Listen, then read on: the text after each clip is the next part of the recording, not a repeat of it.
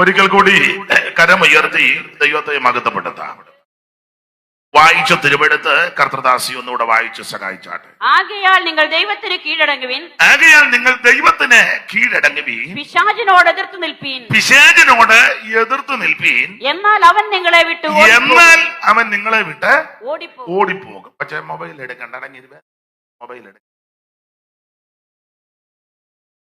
അത് തുറന്നില്ലല്ലോ, എല്ലായിട്ട് വെച്ച്. അപ്പൊ ശ്രദ്ധിക്കുക,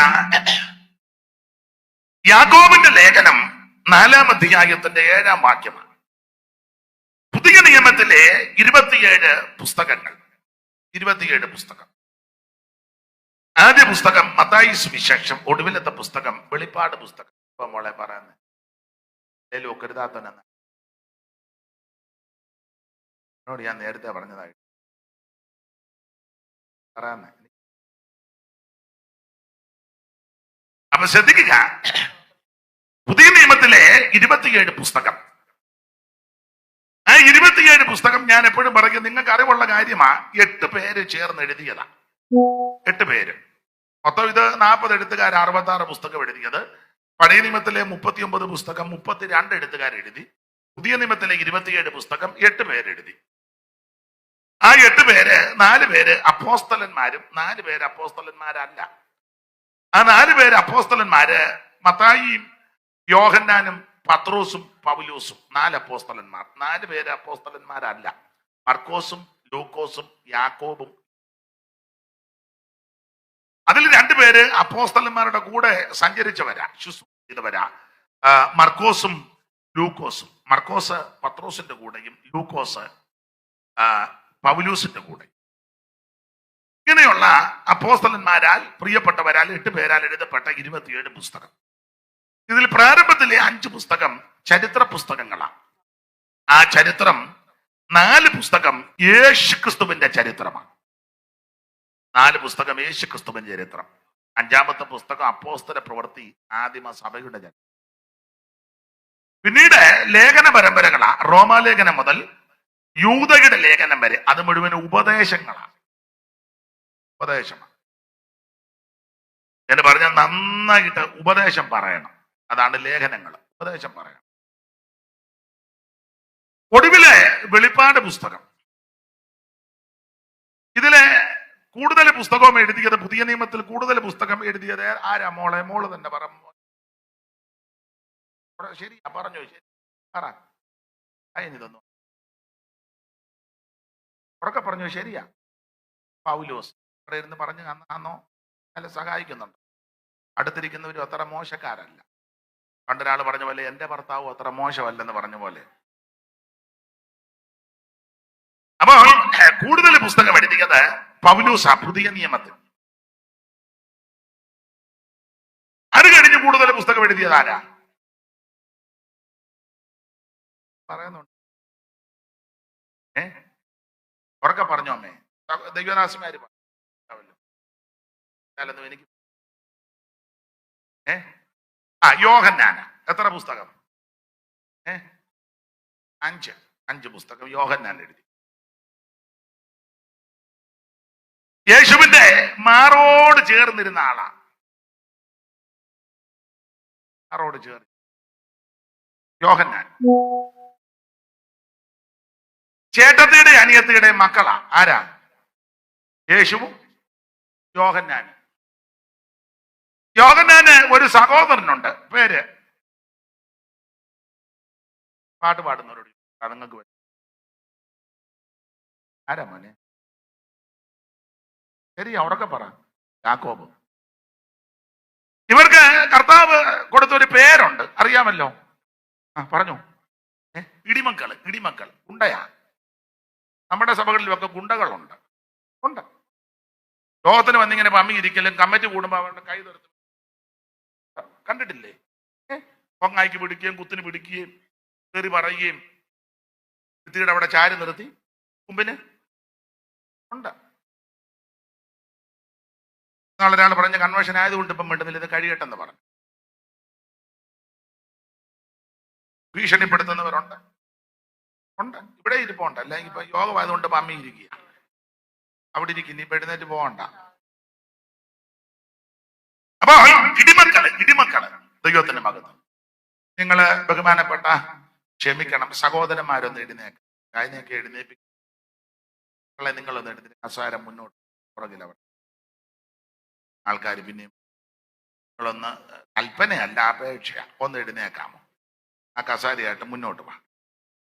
ദൈവദാസിമാര് ഒന്ന് എഴുന്നേക്കാമോ? ക്ഷമാപണത്തോടാ കേട്ടോ. കസാരയായിട്ട് മുന്നോട്ട് വാ. അവിടെ ധാരാളം പേര് വെളിയിൽ നിൽക്കുന്നവരൊന്ന് ഇരിക്കട്ടെ, കുഴപ്പമില്ലല്ലോ. ഇങ്ങോട്ട് മുന്നോട്ട്, വർത്താനമൊക്കെ പിന്നെ പറയാം.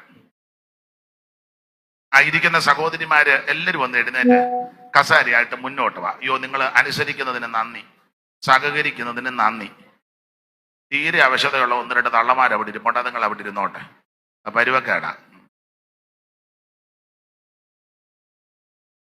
ഇങ്ങനെ നോക്കണം അല്ലേ?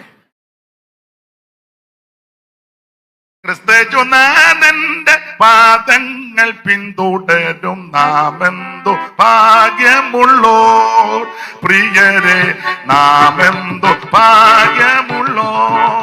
നാഥന്റെ കാഴ്ചുവേണ്ടും നാടോറും പിന്തുടരാൻ മാതൃകയായി നല്ല മാതൃകയായി നാഥന്റെ കാഴ്ചുവേണ്ടു നാടോറും പിന്തുടരാൻ മാതൃകയായി നല്ല മാതൃകയായി ക്രിസ്തേശുനാഥന്റെ പാദങ്ങൾ പിന്തുടർ നാമെന്തോ ഭാഗ്യമുള്ളോ പ്രിയരെ, നാമെന്തോ. അപ്പൊ ശ്രദ്ധിക്കുക, ഇതില് രണ്ടുപേര്, അവര് യോഹന്നാനും സഹോദരൻ യാക്കോബ് ഇടിമക്കൾ എന്നാ പറഞ്ഞത്. ഇടിമക്കള് സ്വഭാവം അനുസരിച്ച പ്രശ്നം ഉണ്ടാക്കുന്നവരാ. അതുകൊണ്ട് ആ ശമരിയര് യേശുവിന് കൈക്കൊള്ളാതെ അംഗീകാരം പറഞ്ഞു, ഇറക്കിയേക്കട്ടെ. ഏലിയാവ് തീ ഇറക്കിയതുപോലെ ഇവന്മാർക്ക് ഇഷ്ടപ്പെടാത്തതെങ്ങാനും ആണെങ്കിൽ ഒന്നെങ്കിൽ തീ ഇറക്കില്ല, ഇടിക്കും. ഇല്ലെങ്കിൽ അവനെ ഇടിമക്കള് ദൈവത്തിന്റെ മഹത്വം. പക്ഷേ ആ ഇടിമക്കളെ കർത്താവ് രൂപപ്പെടുത്തി എടുത്തെന്നുള്ളതാ. അതാ സുവിശേഷത്തിന്റെ വിശേഷത. തന്നെയല്ല, ഇവരുടെ അപ്പൻ സെബദി, അങ്ങനെ സെബദി പുത്രന്മാരെന്നാ കൊടുത്തേക്കുന്നത്. സെബദി പുത്രന്മാര്, സെബദി പുത്രന്മാരുടെ അപ്പന്റെ പേരെന്നാ ഒക്കെ പറഞ്ഞു? സെബദിയ.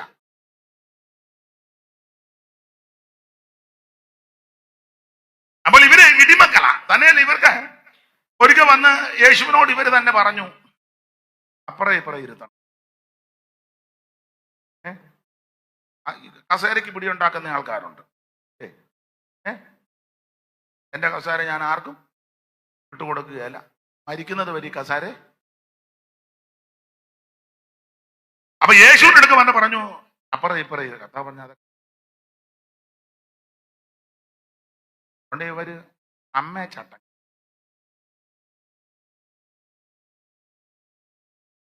അമ്മയൊന്ന് നേരായ വഴി കൂടെ കിട്ടിയില്ലേ പിന്നെ ഉടനെ. അപ്പൊ അമ്മ വന്ന് പറഞ്ഞു, ഗുരു, എനിക്ക് 2 പിള്ളേരുണ്ട്, ഒരുത്തൻ നിന്നെ. അവിടെ ഞാൻ ആ ഭാഗത്തേക്ക് പോകുന്നു. അതിൽ കൂടുതൽ പുസ്തകം എഴുതിയത് പുതിയ നിയമത്തിൽ പൗലോസ്, പിന്നെ യോഹന്നാന്. ഇടിമക്കള സ്ഥാനത്തോടൊക്കെ ഒരല്പം പ്രിയമുണ്ട്. യോഹന്നാനെ പറ്റി പറയുന്നത് വെറും മീൻപിടുത്തക്കാരനല്ല, മീൻപിടുത്തത്തിന്റെ ലീഡർ ആയിരുന്നു. പുള്ളിക്ക് വള്ളവും വലയും അത് വലിയ വലിയ പടകുമൊക്കെ ഉള്ള ആളാ. കൂലിക്കാരെ വിട്ടേച്ചു, അപ്പൊ കൂലിക്കാരെ നിർത്തി മീൻ പിടിപ്പിക്കുന്ന ആളാ എന്ന് പറഞ്ഞ വലിയ തരകനാ. മനസ്സിലാകുന്ന കൊട്ടയ്ക്കകത്ത് മീൻ കൊണ്ടിടുന്നവനല്ല, കുടിന്ന് ഹോൾസെയിലായിട്ട് ഇറക്കുന്ന ആളാ. പുള്ളിക്ക് പട്ടണത്തിലൊരു വീടുമൊക്കെ ഉണ്ടായിരുന്നു. പട്ടണത്തിൽ പുള്ളിക്ക് വീടും അത് മഹാപുരോധനമൊക്കെ ആയിട്ട് വലിയ സ്വാധീനമുണ്ട്. അത് അകത്ത് കയറിയത് യേശുവിനെ ക്രൂശിക്കാൻ നേരത്തെ 2 പേരോട് അവിടെ ചെന്നപ്പം യോഹന്നാൻ അകത്ത് കയറി, പത്രോച്ചൻ വെളിയിൽ നിൽക്കുക. അപ്പൊ പിന്നെ പറഞ്ഞു വിട്ടാക്കാൻ. അതൊക്കെ സ്വാധീനം ഉണ്ടായിരുന്നു. അല്ല ചുമ്മാ ആലുക്കുലത്തൊന്നും അല്ല. നമ്മൾ വല്ലതും ചെന്ന് പറഞ്ഞാലോ. പട്ടണത്തിലെ വീട് കഫർന്നഹൂമിൽ ഒരു വീടുണ്ടായിരുന്നു, സാമ്പത്തിക ഭദ്രതയൊക്കെ ഉണ്ടായിരുന്നു. പക്ഷെ അല്പം സ്ഥാനമോഹവും ആയുസവും ഒരു പിടിവാശി. പക്ഷെ ദൈവം രൂപപ്പെടുത്തിയെടുത്തു.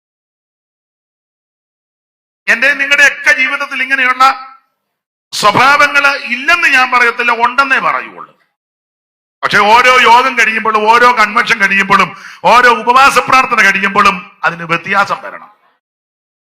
അങ്ങനെ വരികയാണെങ്കിൽ നമ്മുടെ ഉപവാസ പ്രാർത്ഥന, കാത്തിരിപ്പ് യോഗവും കൺവെൻഷനും ക്രൂസൈഡും എല്ലാം വിജയമാ. കൺവെൻഷൻ കഴിഞ്ഞ് പിന്നെ ഇടിയുണ്ടാക്കാനാ ഭാവമെങ്കിൽ ഞാൻ പറയുന്ന കാര്യം അച്ചായന് പിടികിട്ടും, അവർക്ക് ആർക്കും പിടികിട്ടില്ലേലും ദൈവത്തിന്റെ മഹത്വം. ഞാൻ എന്നെയും കൂടെ പ്രതിയാക്കി പറയുക, ഓരോ യോഗം കഴിയുമ്പോഴും പ്രസംഗിക്കുന്നവരും കേൾക്കുന്നവരും ഒന്നുകൂടെ വിനയപ്പെട്ടു. ഞങ്ങളുടെ സഭയിൽ ഇപ്പം ബൈബിൾ ക്ലാസ്, നല്ല ക്ലാസ് നടക്കുക. നാവ് എന്നുള്ളതാ വിഷയം. നാവ്. മൃദുവായ ഉത്തരം പറ. മൃദുവായ ഉത്തരം.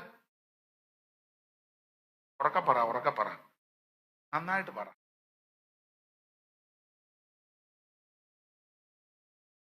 മൃദുവായ ഉത്തരം ക്രോധത്തെ ശമിപ്പിക്കും. തെറി വിളിച്ച് തല്ലാൻ വരട്ടെ, നമ്മൾ ശാന്തമായിട്ടൊന്ന് പൊക്കിയ. നമ്മളതല്ലല്ലോ. തല്ലി നോക്കുമ്പോ അറിയാം വിവരം. നീ റാന്നിയിൽ അന്വേഷിക്കണം ഞാൻ ബേബി ആരാന്ന്. മൂലാന്തം ഇടിച്ചു കളയും. രസമം പ്രശ്നം ഉണ്ടാക്കി വരുമ്പോഴാണ്. ക്ഷമിക്കും, പ്രാർത്ഥിക്കും. പൊതുവായ ഞാൻ വിവരിക്കുന്നില്ല. ദൈവത്തിന് മഹത്വം ഉണ്ടാകട്ടെ. രൂപപ്പെടുത്തിയെടുക്കും. ഇടയ്ക്ക് കയറി പറഞ്ഞങ്ങ് വിടാം. രൂപപ്പെടുത്തിയെടുത്തോണ്ട ഗുണം എന്നാണെന്നറിയാമോ? ഇത്തരം അപ്പോസ്തലന്മാരിലും വ്യത്യസ്തനായിട്ടാണ് യോഹന്നാൻ തെളിഞ്ഞത്. യോഹന്നാന്റെ സുവിശേഷം നിങ്ങൾ പഠിച്ച ആ സുവിശേഷത്തിൽ നിന്ന് യോഹന്നാന്റെ പേര് എഴുതിയിട്ടില്ല. ഇല്ല. എന്നാൽ മറ്റു 3 സുവിശേഷത്തിൽ യോഹന്നാന്റെ പേര് ഏതാണ്ട് 20 പ്രാവശ്യം എഴുതിയിട്ടുണ്ട്. മത്തായി, മർക്കോസും ലൂക്കോസും. പക്ഷെ യോഹന്നാൻ എഴുതിയ സുവിശേഷത്തിൽ പുള്ളിയുടെ പേര് എഴുതിയിട്ടില്ല. എങ്ങനുണ്ട്? നമ്മളറിഞ്ഞ എല്ലാ അധ്യായത്തിലും നമ്മുടെ പേര് എഴുതിയുമ്പോ നോട്ടീസിൽ പേരിലെന്ന് പറഞ്ഞ് ഭയങ്കര പ്രശ്നം ഉണ്ടാക്കിയ ആൾക്കാരുണ്ട്. പേര് വെച്ചു, റവറൻഡ് എന്ന് വെച്ചില്ല, അതിന് പ്രശ്നം ഉണ്ടാക്കി. റവറൻഡ് എന്ന് മാത്രമല്ല, ഡോ റവ അത് വെച്ചില്ല, പ്രശ്നം ഉണ്ടാക്കി. എന്നിട്ട് നമ്മളെല്ലാം കൂടെ ഇരുന്ന് പാടുക, സ്ഥാനങ്ങൾ മാനങ്ങൾ മിണ്ടിപ്പോകരുത്. യോഹന്നാൻ തന്റെ പേരൊന്നും അവിടെ വെളിപ്പെടുത്തിയിട്ടില്ല. ഇങ്ങനെയാ യേശു സ്നേഹിച്ച ശിഷ്യൻ, ഇതിന് ദൃക്സാക്ഷിയായ ശിഷ്യൻ.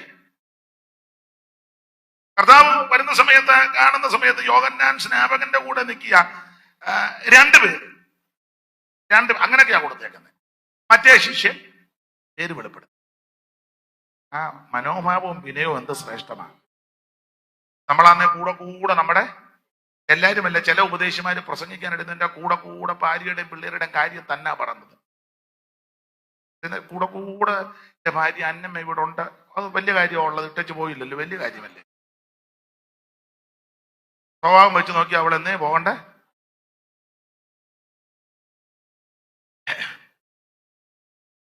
സന്ദർഭോചിതമായിട്ടൊന്ന് പറയുന്നത് തെറ്റൊന്നുമല്ല, കൂടെ അങ്ങ് പറയുക. പിള്ളേരുടെ കാര്യവും ഭാര്യയുടെ കാര്യം ഇത് തന്നെയാ കൂടെ. യോഹന്നാൻ ഒന്നും പറഞ്ഞിട്ടില്ല. തന്നെയല്ല, യോഹന്നാന്റെ സുവിശേഷം നിങ്ങൾ എടുത്ത് പഠിച്ചേ, ബന്ധമൊന്നും പറഞ്ഞിട്ടില്ല.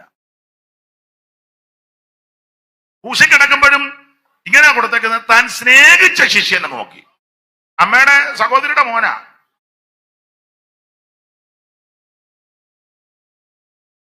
ഞാനോ നിങ്ങളോ ആരെന്നൊക്കെ പറയും യേശുവിനെ, ഇപ്പൊ യോഹന്നാൻ യേശുവിനെ എങ്ങനായിരിക്കും സാധാരണ പരിചയപ്പെടുത്തേണ്ടത്?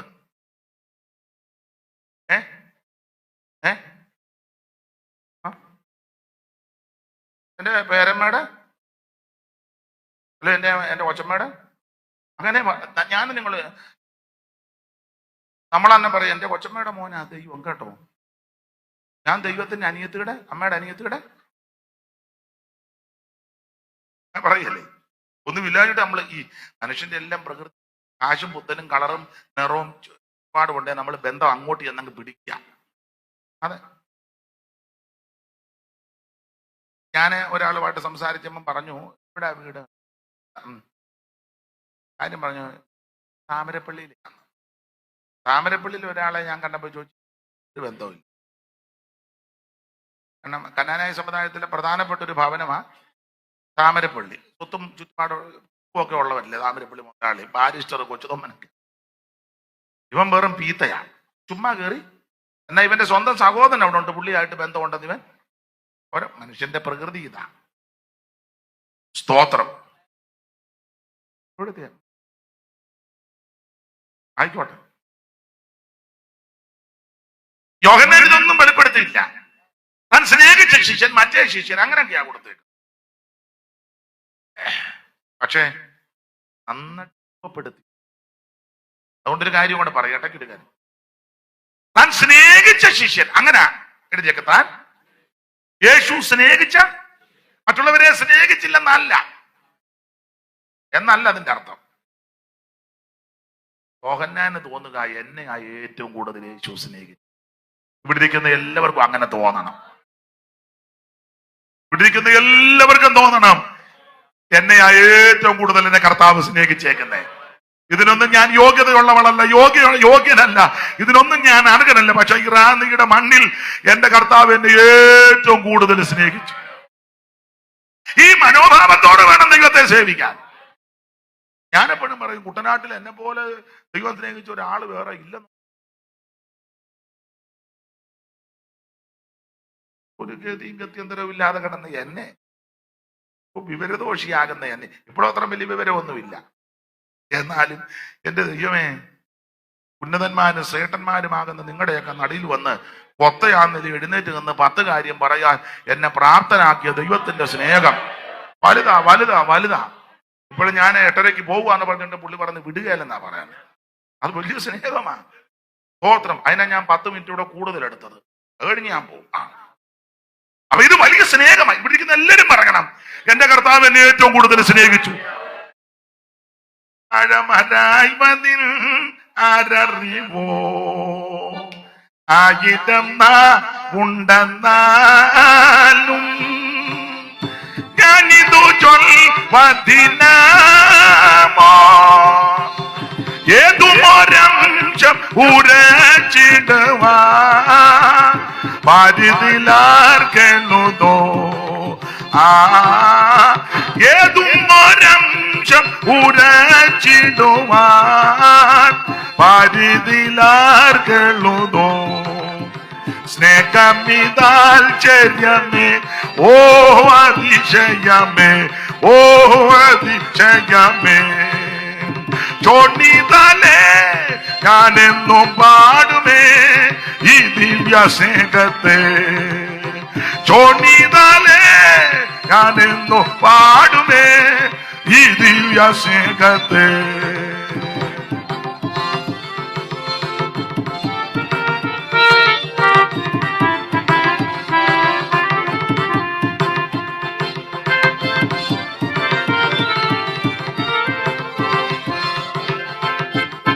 കുഞ്ഞാടെ നിൻ സ്നേഹരസം എന്നകമേ വഴിഞ്ഞോട ഉന്നതനെ സ്തുതി ചെയ്യുവ മണ്ണിലൻ മേലെയും തീർത്തിടുവാൻ എന്നെ ഒരുക്കണമേ മണ്ണിലൻ മേലെയും തീർത്തിടുവാൻ എന്നെ ഒരുക്കണം സ്നേഹമിതാശ്ചര്യമേ ഓ അതിശയമേ ഓ അതിശയ ചോണിതാലേ ഞാനെന്നും പാടുമേ ഈ ദിവ്യ സ്നേഹത്തെ ചോണിതാലേ ഞാനെന്നും പാടുമേ ഈ ദിവ്യ സ്നേഹത്തെ സ്തോത്രം. 1-2 കാര്യങ്ങൾ മുഖവരയായിട്ടങ്ങ് പറയുന്നേ. കർത്താവ് രൂപപ്പെടുത്തി. യേശു ഏറ്റവും കൂടുതൽ സ്നേഹിച്ച ശിഷ്യൻ അങ്ങനെയാ കൊടുത്തിരിക്കുന്നത്. താൻ സ്നേഹിച്ച എല്ലാരും അങ്ങനെയാ പറയണ്ടേ. നമുക്ക് തോന്നണം നമ്മളെയാ ഏറ്റവും കൂടുതൽ സ്നേഹിച്ചിരിക്കുന്നത്.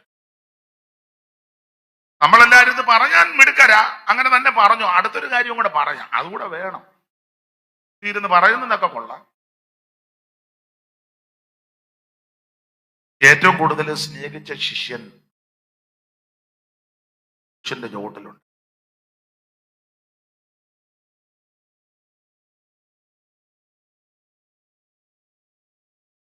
പടയാളികൾ വന്നപ്പോൾ കിട്ടാൻ ജോഡിയില്ല. ചാട്ടവാറിന്റെ ഘോരമായ പ്രകരം കണ്ടപ്പോഴും യേശു അടി കൊണ്ടപ്പോഴൊന്നും വിട്ടേച്ച് പോയില്ല. ആണികളാൽ അവിടുന്ന് തൂങ്ങപ്പെട്ട് കിടക്കുമ്പോഴും പുരുഷന്റെ ചുവട്ടിൽ. അങ്ങനെ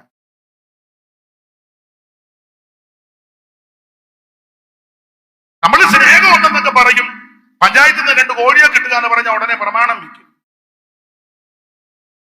വെള്ളസാരി വാങ്ങി വെച്ച് സെറ്റ് സാരി കൊടുത്തോണ്ട് ബ്ലൗസും പച്ച കരയുടെ സാരി വേണേ ഒരു ചെറിയ പൊട്ടും കൂടെ അന്നേരം പോകുന്ന പെണ്ണുങ്ങൾ ഇതിനകത്തിന് പോകും.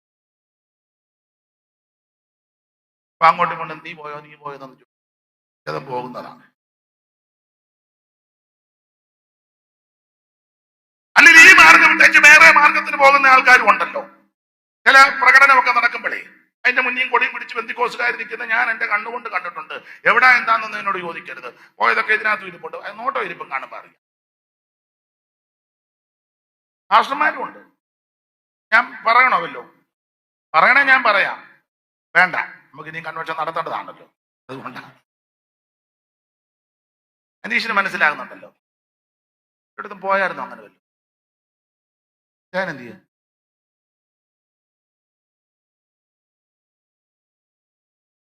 യേശുവിനെ സ്നേഹിക്കുകയാണെന്ന് നമ്മൾ പറയുന്നുണ്ട്. പക്ഷെ അവസരം വരുമ്പോ യേശുവിനെ ക്രൂശിക്കുകയും ചെയ്യുന്നുണ്ട്. പക്ഷെ യോഹന്നാൻ അങ്ങനല്ല.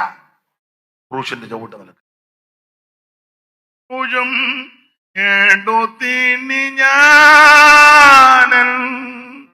യേശു പിഞ്ചൽകയാ പാരിൽ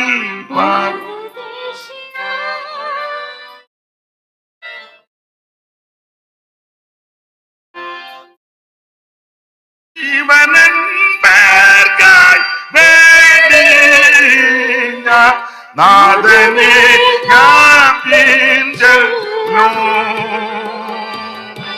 എല്ലാരും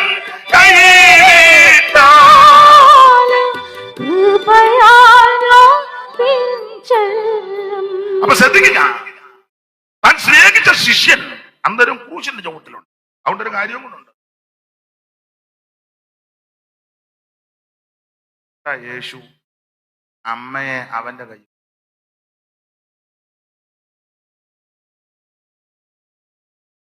ക്രൂശിൽ കിടക്കുമ്പോഴും പറഞ്ഞു അമ്മയെ നോക്കിക്കോണമെന്ന്. അറിയാ ഇട്ടേച്ച് പോവുക, ഇട്ടേച്ച് പോകത്തില്ല. അവളെ പറ്റി അങ്ങനെയൊക്കെ കർത്താവിന്റെ ഒരു ധാരണ വേണം.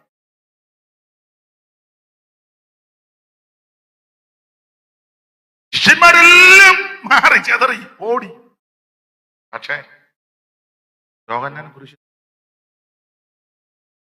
യാപ്പാവിന്റെ മത്തന്ന കാര്യം അറിയുകയും എൻ്റെ അമ്മയുടെ സഹോദരി ശലോമയും യോഹന്നാനും പോയില്ല. കാരണം യേശുവിനെ നന്നായിട്ട് കർത്താവിന് മനസ്സിലായി നന്നായിട്ട് സ്നേഹിക്കുന്നു. അതുകൊണ്ടാ പറഞ്ഞ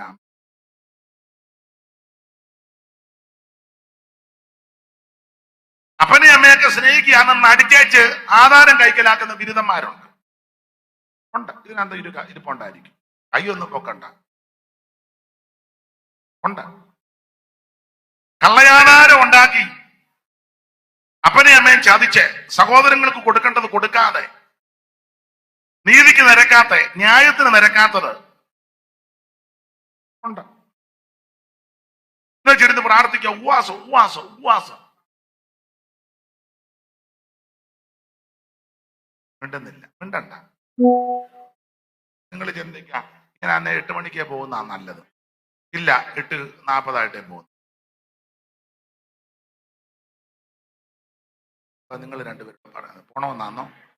പോകണ്ടെന്ന ആട്ട ദൈവത്തിന്റെ ഭാഗത്ത് കൈവെടിപ്പായിരിക്കണം. അമ്മയെ സംരക്ഷിച്ചു. ഭർത്താവിന് മനസ്സിലാക്കി ഇട്ടേച്ച് പോകുകയല്ല. അമ്മയെ കൊണ്ട് അനാഥശാലയെ വിടത്തില്ല, അമ്മയെ ആശ്വാസഭവനിൽ കൊണ്ട് ഇറക്കത്തില്ല, ഗാന്ധി ഭവനിലും അമ്മയെ കൊണ്ട് വിടുകയല്ല, സദനത്തിലും അമ്മയെ കൊണ്ട് വിടുകയില്ല, മുണ്ടകപ്പാടത്തും അമ്മയെ കൊണ്ട്. ഞാൻ പ്രായമുള്ളവരെ നോക്കുന്ന സ്ഥലങ്ങളായി. അടുത്ത വാക്കുന്നുണ്ട്, ആ ശിഷ്യൻ അന്ന് മുതൽ അവളെ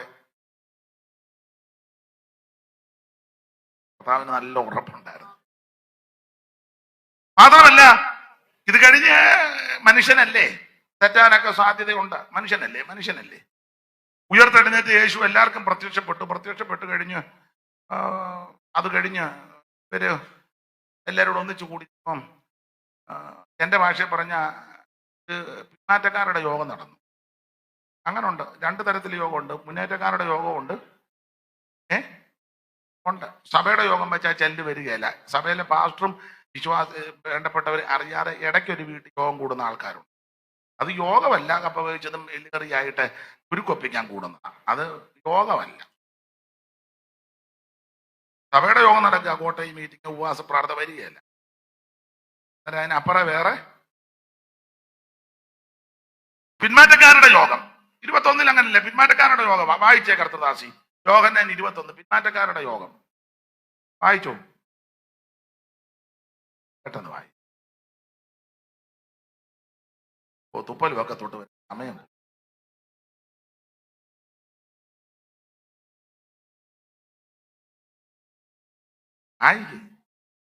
യോഹന്നാൻ 21:1. അതിന്റെ ശേഷം യേശുവിനെയും തിബെരിയാസ് കടൽക്കരയിൽ വെച്ച് ശിഷ്യന്മാർക്ക് ശിഷ്യന്മാർക്കല്ല യേശു പ്രത്യക്ഷനായി. അടുത്തത് പ്രത്യക്ഷനായത് ഈ വിധമായിരുന്നു. അടുത്തത് ശിമോൻ പത്രോസും ദിദിമോസ് എന്ന തോമസും ഗലീലുള്ള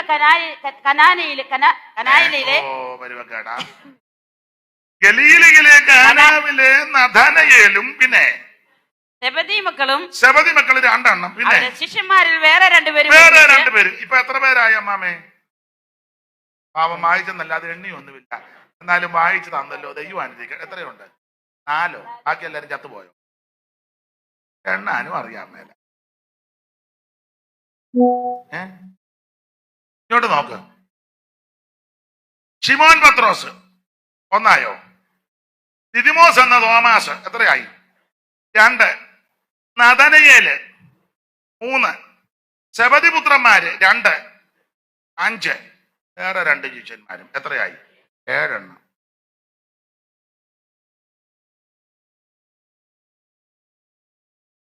ഏഴ് പേരുടെ പിന്മാറ്റ യോഗമാണ്. പിന്മാറ്റത്തിന്റെ യോഗത്തിന്റെ ലീഡർ പിന്മാറ്റ യോഗം നടന്നുകൊണ്ടിരിക്കുമ്പം പീറ്റർ എഴുന്നേറ്റ് പറഞ്ഞു, ഞാൻ മീൻ പിടിക്കാം. അവര് പറഞ്ഞു, ഞാൻ ആ സ്നേഹത്തിന്റെ കാര്യമാണ് പറഞ്ഞത്. സാഹചര്യം കൊണ്ടായിരിക്കാം ഈ പോയത്, ഞാൻ വിധിക്കുന്നൊന്നുമില്ല. എന്നാലും യോഹന്നാൻ അത് തെളിയിക്കാനാ അവിടെ പോയി അധ്വാനിച്ചു. ഇങ്ങനെ രാവിലെ വന്ന് വായിച്ച് താഴോട്ട് ഓടിച്ചു വായിച്ചു. ശിമോൻ പത്രോസ് അവരോട്, ഞാൻ മീൻ പിടിപ്പാൻ പോകുന്നു എന്ന് പറഞ്ഞു. ഞങ്ങളും പോരുന്നെന്ന് അവർ പറഞ്ഞു. മീൻ പിടിക്കാനാ പുള്ളിയെ വിളിച്ചത്, കടൽക്കരയെ വെച്ച് വിളിച്ചത്. മീൻ തെറ്റിയെന്നേ ഉള്ളിപ്പോ. അടുത്തത് അവർ പുറപ്പെട്ട് പടക് കയറിപ്പോയി. ആ രാത്രി ഒന്നും പിടിച്ചില്ല. അടുത്തത് പുലർച്ചെയായപ്പോൾ യേശു കരയിൽ നിന്നിരുന്നു. അടുത്തത് യേശു ആകുന്നെന്ന് ശിഷ്യന്മാർ അറിഞ്ഞില്ല. ശിഷ്യന്മാരും അറിഞ്ഞില്ല യേശുവാണ്. അടുത്ത വാക്യം. യേശു അവരോട്, കുഞ്ഞുങ്ങളെ കൂട്ടുവാൻ വല്ലതുമുണ്ടോ എന്ന് ചോദിച്ചു. ഇല്ല എന്ന് അവർ ഉത്തരം പറഞ്ഞു. പടകിന്റെ വലതുഭാഗത്ത് വല വീശുവിൻ, എന്നാൽ നിങ്ങൾക്ക് കിട്ടുമെന്ന് അവൻ അവരോട് പറഞ്ഞു. അവർ വീശി, മീനിന്റെ പെരുപ്പം ഹേതുവായി അത് വലിപ്പാൻ കഴിഞ്ഞില്ല. യേശു സ്നേഹിച്ച ശിഷ്യൻ പത്രോസിനോട്, അത് പറയാനാ, യേശു സ്നേഹിച്ച ശിഷ്യൻ പത്രോസിനോട് അത് കർത്താവാകുന്നു എന്ന് പറഞ്ഞു. പിടികിട്ടി.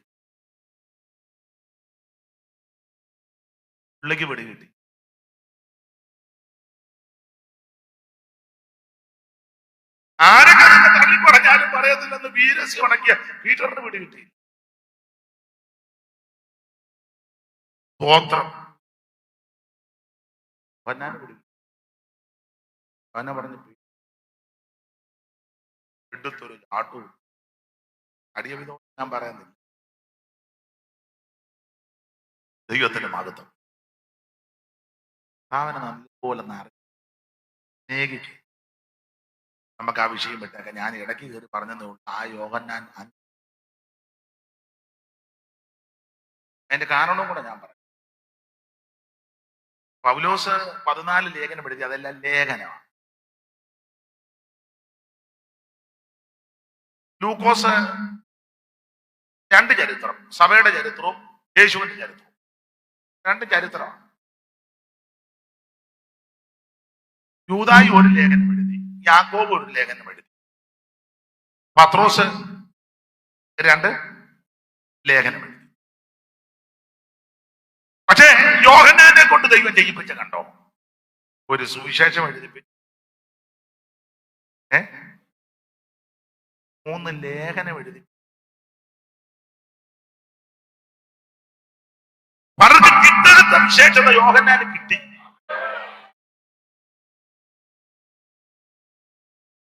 ഇനി യുവെന്നറിയത്തില്ല. 12 ശിഷ്യന്മാർ ആടെ നിന്നപ്പോ യോഹന്നാനോട് പറഞ്ഞു, 4-1 വായിച്ച 4-1 വെളിപ്പാട് പറയാൻ 10 രൂപയാണോ? വായിച്ചോ. സിംഹാസനത്തിന് ചുറ്റിലും 4-1 വായിക്കാൻ പറഞ്ഞപ്പോ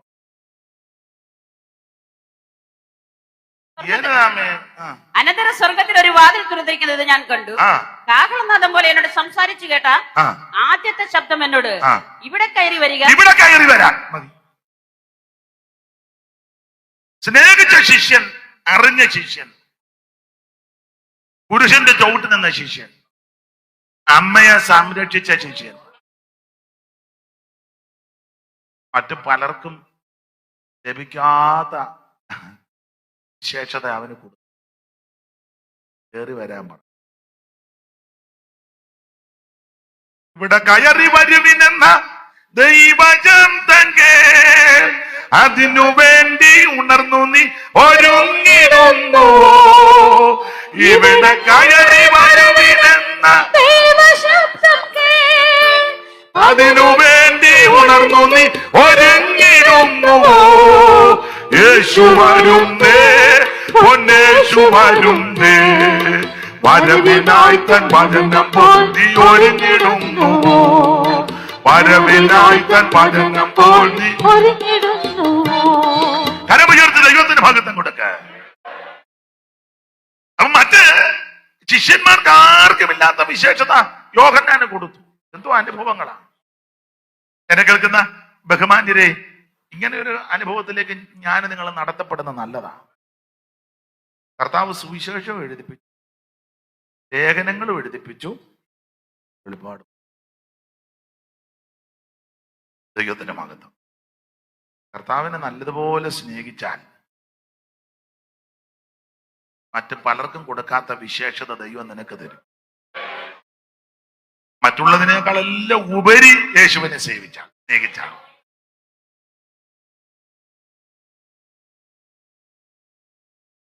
പ്രായാധിക്യത്തിലൊരു മരണം നടന്നതും യോഹന്നാനാണ്. നിയമത്തിൽ മറ്റ് ശിഷ്യന്മാർക്ക്, അപ്പോസ്തലന്മാർക്ക് വെളിപ്പെടാത്ത അനേക സംഭവങ്ങൾ വെളിപ്പെട്ടത് യോഹന്നാനാണ്. മാത്രമല്ല, ആ പ്രഭയോടെ, മഹിമയോടെ, തേജസ്സോടെ വെളിപ്പെട്ട ക്രിസ്തുവിനെ കണ്ടതും യോഹന്നാനാണ്. പത്രോസും യോഹന്നാനും ഒക്കെ പറഞ്ഞു, മഹിമ കണ്ടു, തേജസ് കണ്ടു, മറുരൂപമലയെ വെച്ചൊക്കെ. അങ്ങനെയൊക്കെ കണ്ടെങ്കിലും വെളിപ്പാട് പുസ്തകം 1-ാം അധ്യായത്തിന്റെ 13 മുതലുള്ള അംഗപ്രത്യംഗ വർണ്ണിക്കുമ്പോൾ അത് കണ്ടത് യോഹന്നാനാണ്. തിരിഞ്ഞപ്പോൾ, അങ്ങനല്ലേ അമ്മേ? വായിച്ചേ. തിരിഞ്ഞപ്പോൾ എന്നോട് സംസാരിച്ച നാദം എന്തെന്ന് കാണുവാൻ ഞാൻ തിരിഞ്ഞു. തിരിഞ്ഞപ്പോൾ 7 പൊൻനിലവിളക്കുകളെയും നിലവിളക്കുകളുടെ നടുവിൽ നിലയങ്കി ധരിച്ച് ഭാരത്ത് പൊൻകച്ച കെട്ടിയവനായി മനുഷ്യപുത്രന്റെ സദൃശനായവരെയും കണ്ടു. പിന്നെ അവന്റെ തലയും തലമുടിയും വെളുത്ത പഞ്ഞി പോലെ ഹിമത്തോളം വെള്ളയും, കണ്ണ് അഗ്നിജ്വാലയ്ക്കൊത്തതും, കാലുലിയിൽ ചുട്ടുപഴിപ്പിച്ച വെള്ളോട്ടിന് സദൃശവും, അവന്റെ ശബ്ദം പെരുവെള്ളത്തിന്റെ ഇരച്ചിൽ പോലെയുമായിരുന്നു. അവന്റെ വലം കൈയിൽ 7 നക്ഷത്രമുണ്ട്. പിന്നെ അവന്റെ വായിൽ നിന്ന് മൂർച്ചയേറിയ ഇരുവായ്ത്തലയുള്ള വാൾ പുറപ്പെടുന്നു. അവന്റെ മുഖം സൂര്യൻ ശക്തിയോടെ പ്രകാശിക്കുന്നത് പോലെയായിരുന്നു. അവനെ കണ്ടിട്ട് അപ്പൊ ഇങ്ങനൊരു കാഴ്ച യോഹന്നാൻ മാത്രമേ കണ്ടുള്ളൂ. ആമേൻ. ഈ ഒരു കാഴ്ച എന്റെ ഭാഷ പറഞ്ഞ പൗലോസും കണ്ടില്ല, പത്രോസും കണ്ടില്ല, ലൂക്കോസും കണ്ടില്ല, ആമേൻ സ്തോത്രം, മത്തായിയും കണ്ടില്ല, പീറ്റർ ഒന്നും കണ്ടില്ല. ഈ കാഴ്ച കണ്ടത് യോഹന്നാനാണ്. ആമേൻ. ഇങ്ങനൊക്കെ നമ്മൾ കാണണം. ദൈവത്തിന്റെ മകത്ത് ഞാൻ ആ ഭാഗം പങ്കുവിടും. അപ്പൊ 5 പുസ്തകം എന്റെ വിഷയം അതല്ല, അതുകൊണ്ട് വാക്യത്തോട് പുലർത്തണ്ടേ ഉണ്ടെന്ന് വരുന്നതേ ഉള്ളൂ. 21 ലേഖനം, 21 ലേഖനത്തിൽ സിംഹഭാഗ ലേഖനങ്ങളും പൗലോസ് ഇട്ടിരി. നമ്മൾ ഇന്ന് രാത്രി വായിച്ചത് യാക്കോബിന്റെ ലേഖനം 4-ാം അധ്യായത്തിന്റെ 7-ാം വാക്യമാണ്. ഈ യാക്കോബിന്റെ ലേഖനം 4-ന്റെ 7 പറയാ, ആകയാൽ നിങ്ങൾ ദൈവത്തിന് കീഴടങ്ങുവീൻ, പിശാചിനോട് എതിർത്ത് നിൽപ്പീൻ, എന്നാൽ അവൻ നിങ്ങളെ വിട്ട് ഓടിപ്പോകും. യാക്കോബിന്റെ ലേഖനം വളരെ നല്ലൊരു ലേഖനമാണ്. യാക്കോബ് ദൈവത്തിന്റെ മഹത്വം ചിതറിപ്പാർക്കുന്ന എല്ലാരെയും കൂടെ ഉദ്ദേശിച്ചാണ് എഴുതിയത്. പുള്ളി ഗ്രൂപ്പ് ഒന്നുമില്ല കേട്ടോ. 1-ാം വാക്യം വായിച്ചമ്മേ. നിങ്ങളിൽ ചണ്ടയും കലവും എവിടെ? ഒന്ന് വായിക്കാൻ പറയുമ്പോ ചണ്ടയും കലവും ഒക്കെ ഉണ്ട്, അത് ഞാൻ പിന്നെ വരാം. ഒന്ന് വായിര്.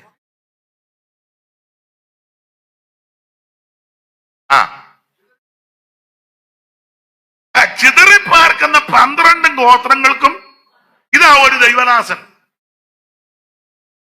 ചിതറിപ്പാർക്കുമ്പോൾ ഓരോ ഗ്രൂപ്പിന്റെ ഇതല്ല, എല്ലാവർക്കും കൂടെ വന്ദനം എന്ന് പറഞ്ഞാൽ നീ ഗ്രൂപ്പ് ഉണ്ടാക്കരുത്, ചിത്തിരിപ്പ് ഉണ്ടാക്കരുത്. വീട്ടിലാന്നേലും സഭയിലാന്നേലും സെന്ററിലാന്നേലും കേന്ദ്രത്തിലാന്നേലും നീ മിണ്ടണ്ട. എന്തിനാ അധികം മിണ്ടുന്നേ? ചെതറിപ്പാർക്കുക, പക്ഷെ എല്ലാവർക്കും വന്ദനം. അതാ യേശു പഠിപ്പിച്ചത്. അല്ല, ഏലിയാവ് അങ്ങനല്ലായിരുന്നോ? ഇടിഞ്ഞു കിടന്ന യാഗപീഠം ഇസ്രായേൽ ഗോത്രത്തിന്റെ സംഖ്യക്കൊത്തവണ്ണം 12 കല്ല്. അപ്പൊ രാഷ്ട്രം രണ്ടായിട്ട് നിൽക്കുക. വടക്കേ രാജ്യവും തെക്കേ രാജ്യം. തെക്കേ രാജ്യത്ത് 2 ഗോത്രം, വടക്കേ രാജ്യത്ത് 10 ഗോത്രം. അപ്പൊ 10കാർ ഓർത്തത് കുട്ടി മിക്കവാറും 10 കല്ല് വെക്കാനേ സാധ്യത ഉള്ളൂ, നമ്മുടെ ആളല്ലേ. അപ്പൊ 2കാർ ഓർത്ത് പുള്ളി ആരാധനയൊക്കെ ഇഷ്ടപ്പെടുന്ന ആളാ. അപ്പൊ ദൈവാലയമൊക്കെ ഇവിടെ, അതുകൊണ്ട് പുള്ളി മിക്കവാറും 2 കല്ല് വെക്കാനായിരിക്കും സാധ്യത. പക്ഷെ ഏലിയാവ് ദൈവത്തിന്റെ പ്രവാചകനാ, സംഘടനയുടെ പ്രവാചകനല്ല, ചർച്ചക്കോടിന്റെ പ്രവാചകനല്ല, IPCയുടെ പ്രവാചകനല്ല, അസംബ്ലീസ് കോഡിന്റെ പ്രവാചകനല്ല, ഷാരോന്റെ പ്രവാചകനല്ല, TPMന്റെയും ന്യൂ ഇന്ത്യയുടെ ഒന്നും കരിയമ്പളാവിലെ WMEയുടെയും പ്രവാചകൻ. പുള്ളി ദൈവത്തിന്റെ പ്രവാചകനാ.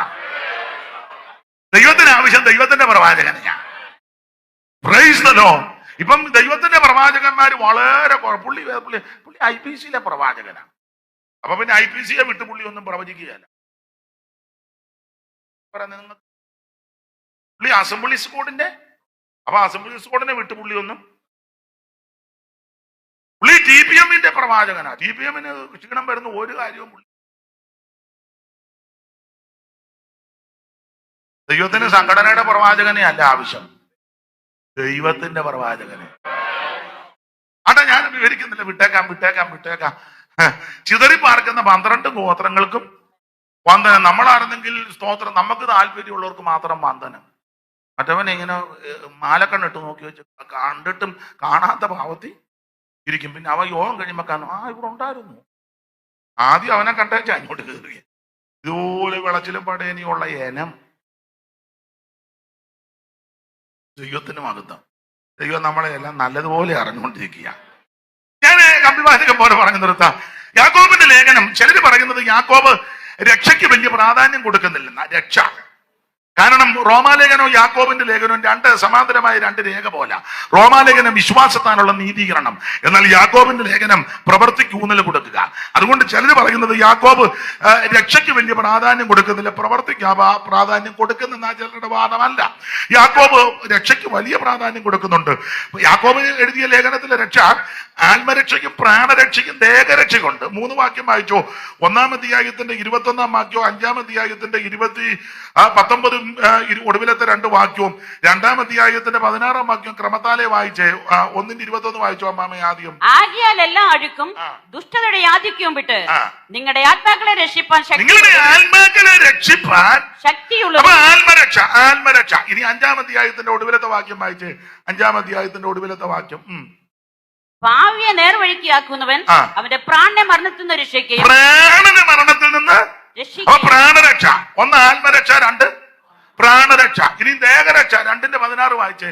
2:16 സമാധാനത്തോടെ പോയി തീ കായുകയും വിശപ്പടക്കുകയും ചെയ്യുവീൻ എന്ന് പറയുന്ന അല്ലാതെ ദേഹരക്ഷ. അപ്പൊ 3 രക്ഷയ്ക്കും പ്രാധാന്യം കൊടുത്തല്ലോ. ആത്മരക്ഷ, പ്രാണരക്ഷ, ദേഹരക്ഷ. ഇതിൽ ഏറ്റവും പ്രാധാന്യം ആത്മരക്ഷയാ.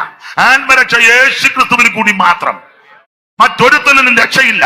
നാം രക്ഷിക്കപ്പെടുവാൻ ആകാശത്തിന് കീഴിൽ മനുഷ്യരുടെ ഇടയിൽ നൽകപ്പെട്ട ഒരേ ഒരു നാമം യേശുവിന്റെ പരിശുദ്ധ നാമം. എല്ലാ നാമത്തിലും മേലായ നാമം. സ്വർലോകരുടെയും ഭൂലോകരുടെയും അധോലോകരുടെ മുഴങ്കാലുകൾ മടങ്ങുന്ന വിറയ്ക്കുന്ന പരിശുദ്ധ നാമം യേശുവിന്റെ നാമം. ഓടിച്ചു പോകാൻ ആത്മരക്ഷ, പ്രാണരക്ഷ, ദേഹരക്ഷ. ഇത് 3 അത്യാവശ്യമാണ്. അതിൽ ഏറ്റവും പ്രാധാന്യം ആത്മരക്ഷയാണ്. ആത്മാവിന്റെ രക്ഷ. കാശ് കൊടുത്താൽ കിട്ടുകയില്ല. യേശുവിന്റെ രക്ഷിതാവായി സ്വീകരിക്കണം. 5 പൈസ കൊടുക്കണ്ട, അരക്കാശ് കൊടുക്കണ്ട, ഹൃദയം കർത്താവിന് കൊടുത്താൽ മതി. അതാണ് ആത്മരക്ഷ. 2 പ്രാണരക്ഷ, 3 ദേഹരക്ഷ. ദേഹരക്ഷ അത്യാവശ്യമാണ്. സുവിശേഷം മാത്രം പറഞ്ഞാൽ പോരാ. വിശന്ന് വരുന്നവന് ഭക്ഷണം ഉണ്ടെങ്കിൽ അതുകൂടെ കൊടുക്കണം. വസ്ത്രമില്ലാത്തവന് നമ്മുടെ ഈ വസ്ത്രം ഉണ്ടെങ്കിൽ അവന് കൊടുക്കണം.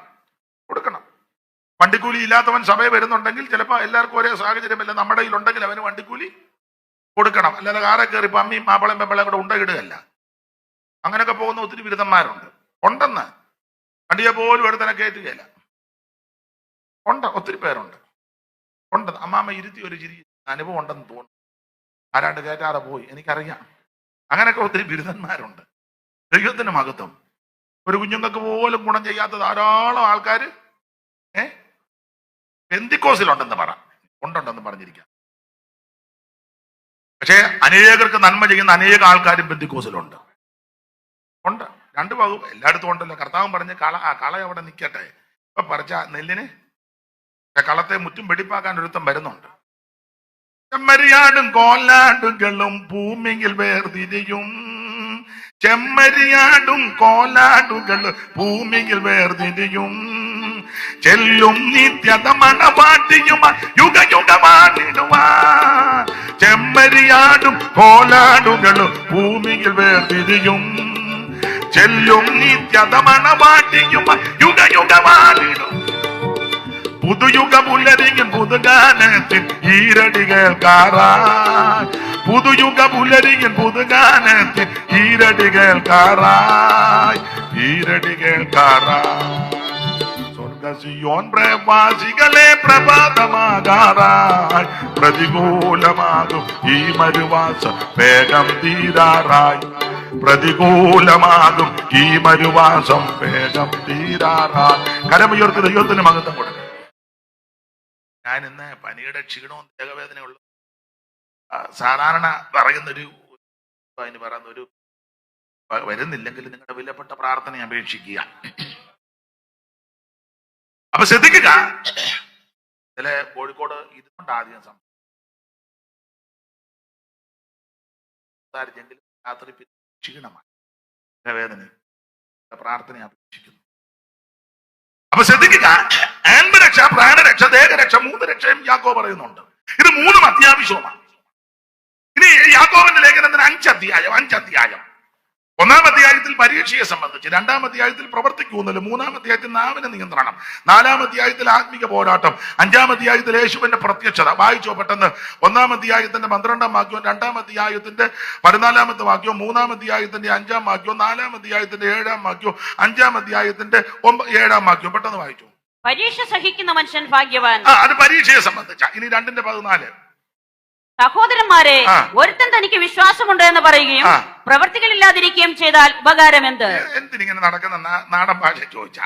ഇനി 3-5 വായിച്ചു.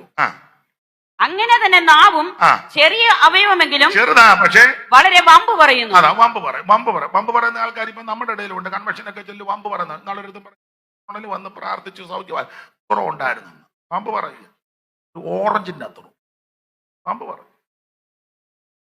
ഒത്തിരി പേരുണ്ട്, ചെറിയ വിഷയം മതി ധരിപ്പിച്ച് പാമ്പ് പറഞ്ഞ നാവേ നിനക്ക്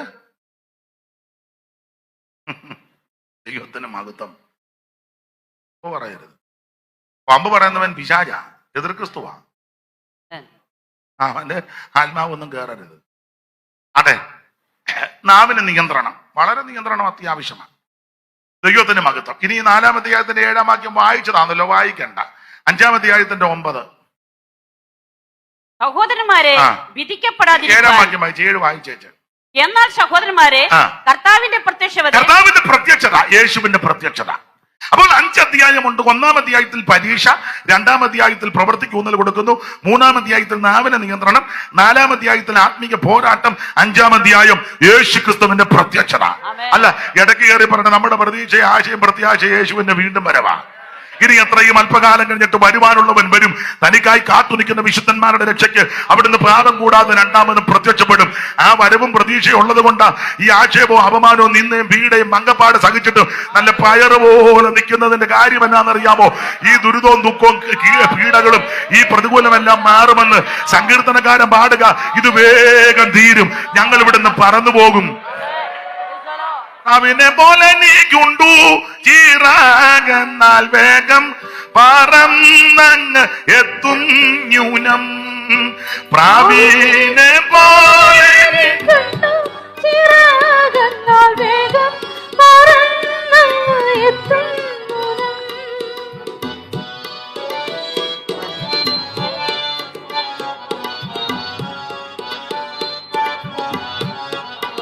അപ്പൊ ശ്രദ്ധിക്കുക, ഇത് വേഗം തീരും, നമ്മൾ ഇവിടുന്ന് പറന്നു പോകും. അതാണ് നമ്മുടെ പ്രതീക്ഷ, യേശുവിന്റെ വീണ്ടും വരവ്. എടുത്ത വാക്യത്തോടെ ഒന്ന് കൂട് പുലർത്തണം. ഇല്ലെങ്കിൽ ഞാനത് പറയാതെ പോയാൽ നിങ്ങൾ പറയും കുഴപ്പമില്ലായിരുന്നു വയ്യെന്നൊക്കെ പറഞ്ഞെങ്കിൽ പറഞ്ഞു. പക്ഷെ എടുത്ത വാക്യത്തോട് പുള്ളി ഒന്നും പിന്നെ അടുത്ത പുള്ളി പറയാം അയാളുടെ തോടില്ലാതാന്ന് പറഞ്ഞു. അതുകൊണ്ട് അത് പേടിച്ചെന്നല്ല, ന്യായമാണല്ലോ. അപ്പൊ അതുകൊണ്ട് ആ വാക്യം ഒന്നുകൂടെ വായിച്ചോ, കുറുവാക്യം. ആകയാൽ നിങ്ങൾ ദൈവത്തിന് കീഴടങ്ങി പിശാചിനോട് എതിർത്ത് നിൽപ്പീൻ, എന്നാൽ അവൻ നിങ്ങളെ വിട്ട് ഓടിപ്പോകും. ഒരു കാര്യം പറയാം, ദൈവമുണ്ട്, പിശാചും ഉണ്ട്. പിശാചിന്റെ പ്രവർത്തികളെ, സാത്താന്റെ പ്രവർത്തികളെ അടിപ്പാനാ ദൈവപുത്രൻ പ്രത്യക്ഷനായത്. ഇവിടെ യാക്കോബ് അപ്പോസ്തലൻ പറയുക, പിശാചിനോട് എതിർത്ത് നിൽപ്പീൻ, എന്നാൽ അവൻ നിങ്ങളെ വിട്ട്, എതിർത്ത് നിന്നാൽ അവൻ നിങ്ങളെ വിട്ട് ഓടിപ്പോകും. എതിർത്ത് നിന്നില്ലെങ്കിലോ? സ്തോത്രം. എതിർത്ത് നിന്നാൽ അവൻ ഓടിപ്പോകും. ചില ആൾക്കാർ ധരിച്ചേക്കുന്ന പിശാച് പോണമെങ്കിൽ ശാസിച്ചാ മതി. യേശുവിന്റെ നാമത്തിൽ ശാസിക്കുന്നു. അങ്ങനൊന്നും ശാസിച്ചാലൊന്നും പിശാച് പോവുക.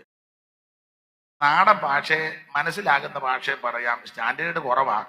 അല്ല, എനിക്ക് അങ്ങനെ ആണല്ലോ. അതുകൊണ്ട് അങ്ങനെ സ്റ്റാൻഡേർഡ് കുറഞ്ഞ ഉദാഹരണം പറയാം. അമ്മമാർക്കറിയാം, നല്ല ചാവക്കാടൻ ഉണക്ക അയല എടുത്ത് പൂച്ചക്കെട്ടടിച്ചാൽ പൂച്ച പോവൂ. തെരണ്ടുപാലിന്റെ പൂച്ചക്കെട്ടടിച്ചാൽ ഉണക്കമീൻ എടുത്ത് പൂച്ചക്കെട്ടടിച്ചാൽ പൂച്ച പോവോ? ഇങ്ങനെ അടിക്കുമ്പോ പൂച്ച അതിലേ കൂടെ വന്ന് പിന്നെയും കയറി കമ്മും. അതിന് പ്രിയമുള്ളതാ.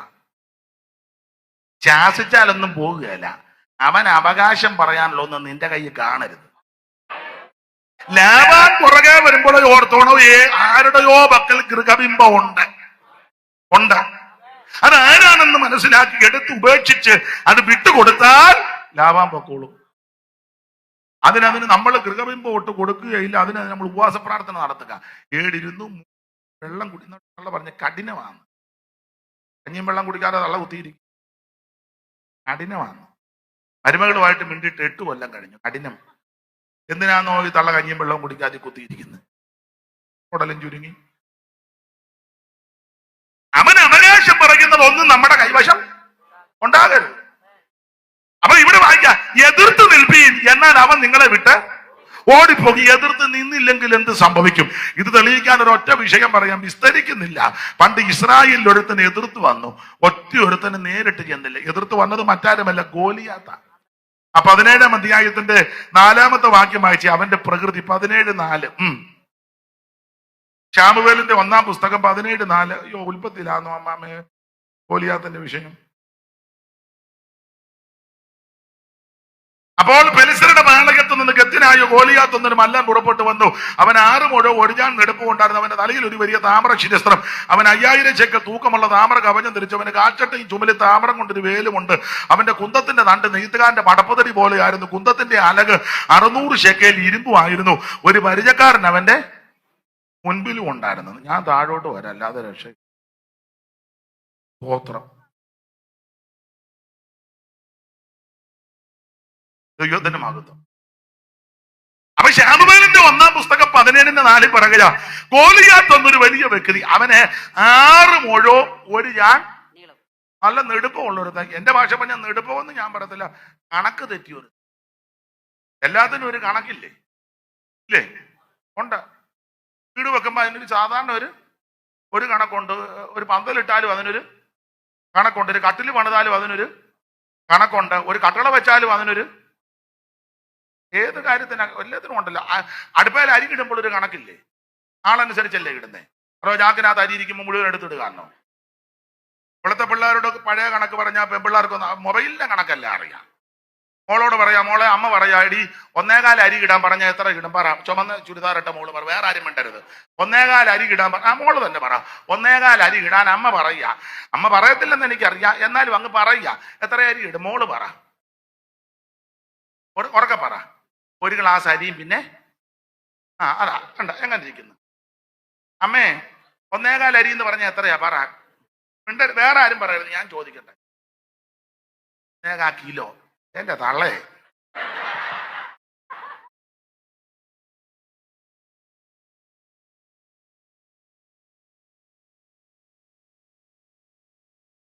സ്തോത്രം. എന്നെ നിങ്ങൾ അവിടെ പ്രശ്നമാണോ? ഞാൻ ഇങ്ങോട്ട് വന്നപ്പോ അവിടെ പ്രശ്നമായോ? എന്നെ പറ്റി? എന്നാ സാധനം? ബോംബ് വല്ലതുമാണ്? അത് കുഞ്ഞുങ്ങളെ വഴക്ക് പറഞ്ഞതല്ല, അറിയത്തില്ല.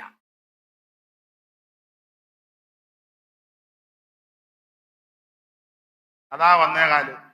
അമ്മ പറഞ്ഞു ഇടുക്കി. പേരെന്തുവാ? മോള് പറഞ്ഞു.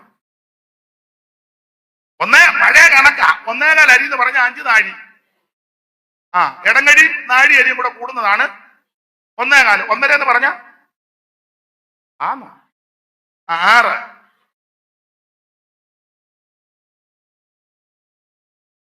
അല്ല, കൺവെൻഷന് വന്നുകൊണ്ട് വചനം കേട്ട് ബലപ്പെട്ടില്ലെങ്കിൽ ഇതെങ്കിലും പഠിച്ചു വെച്ച് പോകും. ഏതായാലും നിയമ കൺവെൻഷന് 1.25 അരിയുടെ കാര്യം. അപ്പൊ ശ്രദ്ധിക്കേണ്ട കാര്യം,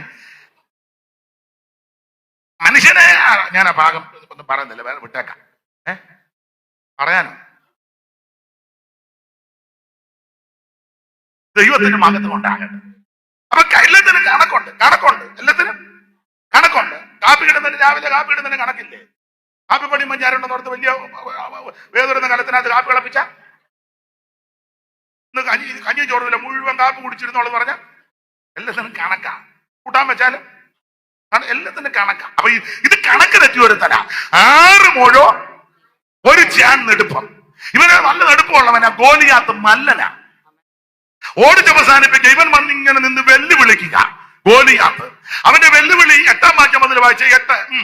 അവൻ നിന്ന് ഇസ്രായേൽ നിരകളോട് വിളിച്ചു പറഞ്ഞത്, നിങ്ങൾ വന്ന് പടയ്ക്ക് അണിനിരക്കുന്നതിന് ഞാൻ ഫെലിസ്ത്യനും നിങ്ങൾ ശൗലിന്റെ സേവകരും അല്ലയോ? നിങ്ങൾ ഒരുത്തനെ തെരഞ്ഞെടുത്ത് അവനെ എന്റെ അടുക്കലോട്ട്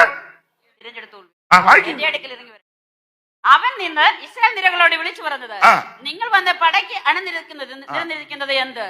ഞാൻ ഫെലിസ്ത്യനും ശൗലിന്റെ സേവകരുമല്ലയോ? നിങ്ങൾ ഒരുത്തനെ തിരഞ്ഞെടുത്തുകൊള്ളി. അവൻ എന്റെ അടുക്കൽ ഇറങ്ങി വരുവിൻ. അവൻ എന്നോട് അംഗം പൊരുതി എന്നെ കൊല്ലുവാൻ പ്രാപ്തനായ ഞങ്ങൾ നിങ്ങൾക്ക് അടിമകളാകും. ഞാൻ അവനെ എന്ന് പറഞ്ഞതിന്റെ അർത്ഥമുള്ളു, നിങ്ങൾ ഒരുത്തനെ തെരഞ്ഞെടുത്ത് ഇങ്ങോട്ട് വിടണം, ഞാൻ ഇറങ്ങി ചെല്ലും, ഞങ്ങൾ തമ്മിൽ ഫൈറ്റ് ചെയ്യും. അവൻ എന്നെ കൊന്നാൽ ഞങ്ങളെല്ലാം നിങ്ങൾക്കടിമ, അല്ല ഞാൻ അവനെ കൊന്നാൽ നിങ്ങളെല്ലാം ഞങ്ങൾക്കടിമ. ഇതാ വെല്ലുവിളി. ഒരു കാര്യം പറയാ, സാത്താൻ വെല്ലുവിളിക്കുന്ന ഒറ്റയ്ക്കാ. സഭയായിട്ടിരിക്കുമ്പോൾ വെല്ലുവിളിയില്ല. നീ ഇത് കഴിഞ്ഞ് ഒറ്റയ്ക്കിരിക്കുമ്പോൾ, വീട്ടിലിരിക്കുമ്പോൾ, ഏകയായിട്ടിരിക്കുമ്പോൾ, പ്രവർത്തിക്കുന്ന മണ്ഡലത്തിൽ ചെല്ലുമ്പോൾ എനിക്കും നിനക്കുമെതിരെ ഒരുവൻ വെല്ലുവിളിച്ചു വരും. Praise the Lord. ഒരുവൻ വെല്ലുവിളിച്ചു വരും. അവൻ ആ ഗോലിയാത്ത് ഇവൻ നിന്ന് വെല്ലുവിളിക്കുക. ഒരുത്തനെ തെരഞ്ഞെടുത്ത് വിട്, ഞാനും ഇറങ്ങി വരുമെന്ന്. ഇങ്ങനെ വെല്ലുവിളിച്ചപ്പോൾ എന്തോ സംഭവിച്ചു. 24-ാം വാക്യം. 24 അവനെ കണ്ടപ്പോൾ ഇസ്രായേലൊക്കെയും ഏറ്റവും ഭയപ്പെട്ടവന്റെ മുൻപിൽ നിന്ന് ഓടി. അമ്മാമ്മയോട് നോക്കി, അമ്മാമ്മയുടെ പേരെന്നാ? വത്സമ്മാമേ, മുമ്പിൽ നിന്ന് ഓടിയെന്ന് പറഞ്ഞ എങ്ങോട്ടാ ഓടിയേ? മുൻപിൽ നിന്ന് ഓടി എന്ന് പറഞ്ഞാൽ പുറകോട്ട് ഓടി. ഗോലിയാത്ത് വെല്ലുവിളിച്ചപ്പോൾ ഇവരെല്ലാം പുറകോട്ട് ഓടി. ഇവര് കുറഞ്ഞ കക്ഷിക്കാരല്ല, എല്ലാം വീരന്മാരും ശൂരന്മാരുമാ, എല്ലാം മിടുമിടുക്കന്മാരാ. നിങ്ങളാണ്ട 14-ാം അധ്യായത്തിന്റെ 52 വാക്യം, ശാമുവേലിന്റെ 1-ാം പുസ്തകം 14-ാം അധ്യായത്തിന്റെ 52-ാം വാക്യം, 15-ാം അധ്യായത്തിന്റെ നേരെ മേളിൽ ഒരു ചെറിയ കണ്ണികയുണ്ട്. ആ കണ്ണിക ശൗലിന്റെ കാലത്തൊക്കെയും ശൗലിന്റെ കാലത്തൊക്കെ ഫെലിസ്ത്യരുടെ ഘടനയത്വം ഉണ്ടെന്നാൽ ശൗല് യാതൊരു വീരനെയോ ശൂരനെയോ കണ്ടാൽ അവനെ തന്റെ അടുക്കൽ ചേർത്തുകൊള്ളും. അപ്പൊ ശൗലിന്റെ കൂടെയുള്ളവരാരാ? വീരന്മാരും ശൂരന്മാരുമായ ശൗലിന്റെ കൂടെ. പക്ഷെ ഈ വീരന്മാരും ശൂരന്മാരും ഗോലിയാത്തിന്റെ വെല്ലുവിളി കേട്ടപ്പോ പുറകോട്ട് ഓടി. ഓടാൻ കാര്യം പറയാം. ഇവൻ വെല്ലുവിളി മാത്രമല്ല നടത്തുന്നത്. ഇവൻ വെല്ലുവിളിച്ചേച്ച് ഇവൻ 5 ദൈവങ്ങളുണ്ട്. 5 ദൈവങ്ങളുടെ നാമം ചൊല്ലും എന്ന് പറഞ്ഞാൽ, ഒന്നുകൂടെ തെളിച്ചു പറഞ്ഞാൽ, ഇവൻ ശുദ്രവും മന്ത്രവും ആഭിചാര ശക്തിയൊക്കെ ചെയ്യുന്നവനാ. 5 ദൈവങ്ങളുടെ പേര് പറഞ്ഞ് നാമം ചൊല്ലും. നാമം ചൊല്ലി എന്നൊരു വാക്യമുണ്ട്. ആ 17-ാം അധ്യായത്തിന്റെ 43-ാമത്തെ വാക്യത്തിന്റെ 2-ാമത്തെ ഭാഗത്ത് തന്റെ ദേവന്റെ എന്നൊരു പദമുണ്ട്. വത്സമ്മാമയെ വായിച്ചേ. തന്റെ ദേവന്മാരുടെ അതല്ലേ എന്നോടാണ്, ഞാനല്ലേ പറഞ്ഞേ. തന്റെ ദേവന്മാരുടെ നാമം ചൊല്ലി. മതി. തന്റെ ദേവന്മാരുടെ നാമം ചൊല്ലി. അപ്പോ ദേവന്മാരുടെ നാമം ചൊല്ലുക എന്ന് പറഞ്ഞാൽ, ഇത് ആന്തിക ദർശനമുള്ളവരോട് പറയാ, ദേവന്മാരുടെ നാമം ചൊല്ലി നിന്നെ ശപിക്കും. ദേവന്മാരുടെ നാമം ചൊല്ലി നിന്നെ ഭ്രാകും. ദേവന്മാരുടെ നാമം ചൊല്ലി അവൻ നിനക്കെതിരെ ആഭിചാരവും മന്ത്രവും ചെയ്യും. പക്ഷേ നീ പേടിക്കരുത്, നീ ഭയപ്പെട്ടു പോകരുത്. ഇന്ന് രാത്രി അവരോടുകൂടി ഉള്ളവനേക്കാൾ വലിയവൻ നിന്റെ കൂടെ ഉണ്ട്. നമ്മുടെ പോരിന്റെ ആയുധം ജഡീകമല്ല, കോട്ടകളെ ഇടിക്കുന്ന ദൈവശക്തിക. ഇന്ന് രാത്രി ആഭിചാരത്തിന്റെ ശക്തികളെ, അന്ധകാരത്തിന്റെ ശക്തികളെ, നിന്റെ കുടുംബത്തിനെതിരെ, ശുശ്രൂഷക്കെതിരെ, ദൈവസഭയ്ക്കെതിരെ വിടുതൽ പ്രാപിക്കും. ഈ രാത്രി ദൈവം നിനക്ക് വേണ്ടി യുദ്ധം ചെയ്യും. ഈ രാത്രി വേണ്ടി ദൈവം നിനക്ക് വേണ്ടി ഇറങ്ങി വരും. ഈ രാത്രി സ്വർഗം നിനക്ക് വേണ്ടി വഴി തുറക്കും. ഇന്ന് രാത്രി സ്വർഗം അത്ഭുതം ചെയ്യും. ഗോലിയാത്തിന്റെ ശക്തികളെ, ആഭിചാരത്തിന്റെ ശക്തികളെ, മന്ത്രവാദത്തിന്റെ ശക്തികളെ, ദുഷ്ടഭോരികളെ, ദേശാധിപതികളുടെ ബന്ധനങ്ങൾ ഇന്ന് രാത്രി അഴിയട്ടെ. ഈ രാത്രി വിടുതലിന്റെ രാത്രി. ദൈവത്തിന്റെ ജനമേൽ, ദുഷ്ടഭോരികളുടെ മേൽ ഇന്ന് രാത്രി ദൈവം നിനക്ക് ജയം തരിക. ആഭിചാരത്തിന്റെ ശക്തികളെ, മന്ത്രവാദത്തിന്റെ ശക്തികളെ, ദേവന്മാരുടെ ശക്തികളെ ഇന്ന് രാത്രി ദൈവം അഴിക്കുന്ന രാത്രിയാ. ഓ അജാതി വരാതിരി വരാതുരാധര അടമന ചൂര സത്തൽക്കമന. ഈ രാത്രി വിടുതലേറ്റെടുക്കട്ടെ. വിടുതൽ, ഉടകം, ദുമനം, ദുരിതം, അർത്തല ഘടകം, ധീരാജാലം, വൈഡക്കമനം, ധൂപക്കട്ടം, ഊടക്കലകം, ധൂപരപക്ഷം, യേശുവിന്റെ നാമത്തിൽ. ദൈവത്തിന് മഹത്വം. ഇന്ന് രാത്രി ദൈവശക്തി.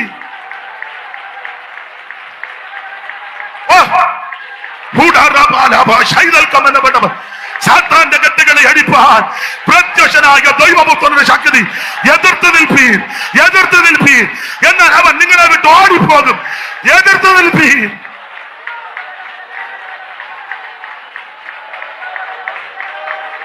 Praise the Lord. കരമുയർത്തി ദൈവത്തെ സ്തുതിക്ക്. ഞാൻ പോകേണ്ട സമയമായി എന്നാലും രണ്ടുവാക്കൂടെ പറഞ്ഞു വെച്ചേ പോകുന്നുള്ളൂ. എന്നാ കോടാലിയാണ് ഇവൻ വെല്ലുവിളിച്ചപ്പോൾ ഇവര് വെല്ലുവിളി മാത്രമല്ല ദേവന്മാരുടെ നാമം ചൊല്ലും. പ്രസമാമേ എപ്പോഴൊക്കെയാ നാമം ചൊല്ലുന്നത്?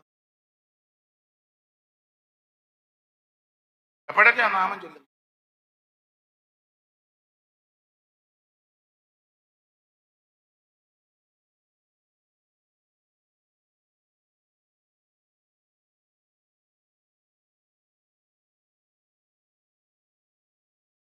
അത് ദാവീദ് പ്രാർത്ഥിക്കുന്നത്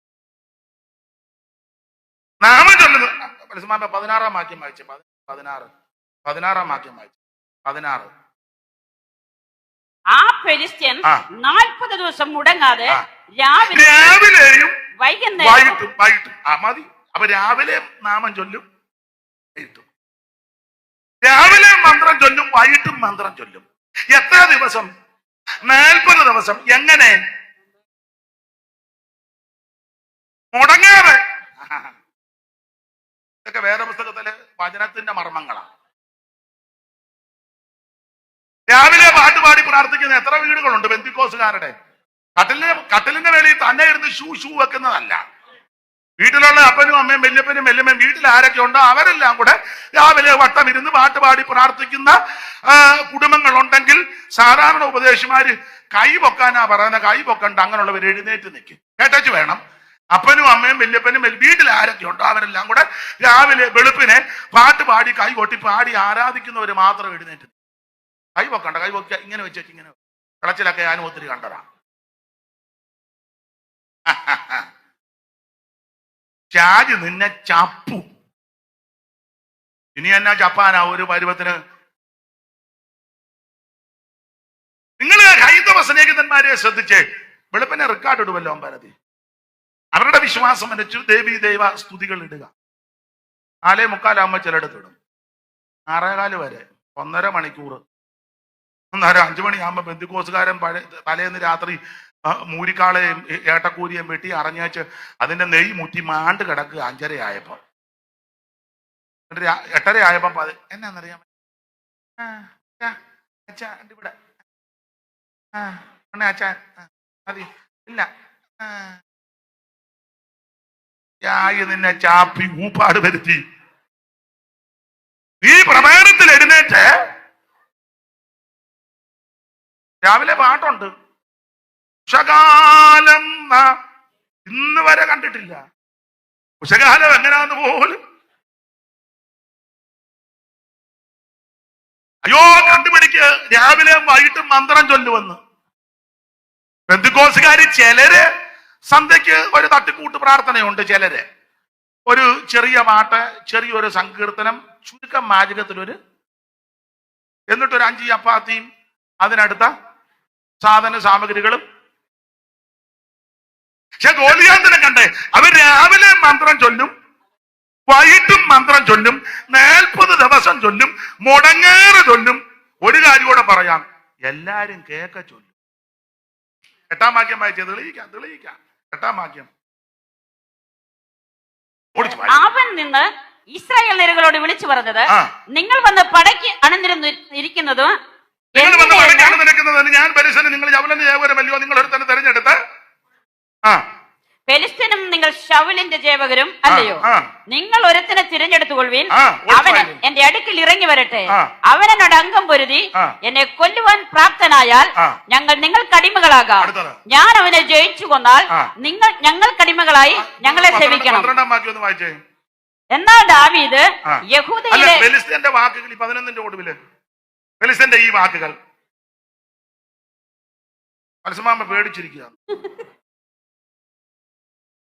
ഞങ്ങൾ നിങ്ങൾക്ക് അടിമകളാകാം. ഞാൻ അവനെ ജയിച്ചു കൊന്നാൽ നിങ്ങൾ ഞങ്ങൾക്ക് അടിമകളായി ഞങ്ങളെ സേവിക്കണം. ഫെലിസ്ത്യൻ പിന്നെയും ഫെലിസ്ത്യന്റെ ഈ വാക്കുകൾ എല്ലാ ഇസ്രായേലരും കേട്ടു. 11-ാം വാക്യമാ 12-ാം വാക്യം. ഫെലിസ്ത്യന്റെ ഈ വാക്കുകൾ പറഞ്ഞതാ. ഈ അമ്മാമ എന്നെ തെറ്റിക്കാൻ 12 ഒന്നുകൂടെ വായിര്. ഫെലിസ്ത്യന്റെ ഈ വാക്കുകൾ ശൗലും എല്ലാ ഇസ്രായേലരും കേട്ടപ്പോൾ എല്ലാരും കേക്കെ മതി. ഭ്രമിച്ചേറ്റം. അപ്പൊ ശ്രദ്ധിച്ച് എല്ലാരും കേക്ക ചൊല്ലി. ഗോലിയാത്ത് സാത്താന് നിഴലായിട്ട് നിൽക്കുക എന്ന് പറഞ്ഞാൽ ഇവൻ വന്ന് വെല്ലുവിളിക്കുക. 5 ദൈവങ്ങളുടെ നാമം ചൊല്ലും, എല്ലാരും കേൾക്ക ചൊല്ലും, മുടങ്ങാതെ ചൊല്ലും, 40 ദിവസവും ചൊല്ലും. അവൻ അത് രാവിലെ ചൊല്ലും, വൈകിട്ടും ചൊല്ലും. ഇങ്ങനെ മന്ത്രം ചൊല്ലി നാമം ചൊല്ലി വെല്ലുവിളിച്ചപ്പോൾ വീരശൂര പരാക്രമങ്ങളെല്ലാം പുറകോട്ടോടി. കുറുവാക്യം മറക്കരുത്, എതിർത്തു നിൽപ്പീൻ എന്നാൽ അവൻ നിങ്ങളെ വിട്ട് ഓടുമെന്ന. എന്നാൽ ഇവിടെ കണ്ടത് അവൻ എതിർത്തു വന്നപ്പോൾ ഇവര് പുറകോട്ടോടി. ദൈവത്തിന് പകരം ഓടാൻ കാര്യം പേടിച്ചിട്ടല്ല, കാരണം വീരന്മാരും ശൂരന്മാരുമാ. ഓടാൻ കാര്യം ഒറ്റയൊരുത്തന്റെ കയ്യിൽ ആയുധമില്ല. വായിച്ചേ 13:19. ഏതായാലും സമയം പോയത് കൂടെ പറഞ്ഞു വെച്ചു. 13:19 വായി. എന്നാൽ ഇസ്രായേലിലേക്ക് ഒരൊറ്റ കൊല്ലനെ കാണാനല്ല, എബ്രായർ വാളോ കുന്തമോ തീർപ്പിക്കരുതെന്ന് ഫെലിസ്തീന് പറഞ്ഞു. ഇസ്രായേൽ തങ്ങളുടെ കൊഴുവ്, കലപ്പ, മഴു, മമ്മട്ടി എന്നിവ കാച്ചിപ്പാൻ ഫെലിസ്തീന്റെ അടുക്കൽ ചെല്ലേണ്ടി വന്നു. അടുത്ത വാക്യം. എന്നാൽ ഇസ്രായേൽ ദേശത്തെങ്ങയും അതൊക്കെ ഞാൻ പറഞ്ഞത് അടുത്ത വാക്യം. നേരമില്ലാത്ത നേരത്തെ ഇസ്രായേലർ തങ്ങളുടെ കൊഴു ഞാൻ അടുത്ത് നിൽക്കുന്നോണ്ട് പെപ്പറാളത്തിനാ ഞാൻ മാറിയേക്കാം. എന്നാൽ ഇസ്രായേൽ ദേശത്തെങ്ങും ഒരൊറ്റ കൊല്ലനെ കാണാനില്ല. എബ്രായർ വാളോ കുന്തമോ തീർപ്പിക്കരുതെന്ന് ഫെലിസ്തീന് പറഞ്ഞു. ഇസ്രായേൽ തങ്ങളുടെ കൊഴു, കലപ്പ, മഴു, മമ്മട്ടി എന്നിവ കാച്ചിപ്പാൻ ഫെലിസ്തീന്റെ അടുക്കൽ ചെല്ലേണ്ടി വന്നു. അടുത്ത വാക്യം. ആകയാൽ യുദ്ധസമയത്ത് എന്നാൽ മൺവെട്ടി, കലപ്പ, മുപ്പല്ലി, മഴു എന്നിവയ്ക്കായി ഞാൻ മുപ്പല്ലി എടുക്കേണ്ടി വരും. ആ മുപ്പല്ലി എന്നിവയ്ക്കായിട്ട് മുടിങ്കോൽ കൂർപ്പിപ്പാനും അവർക്ക് നേരമുണ്ട്. അടുത്ത വാക്യം വായിച്ചേ വത്സമ്മേ.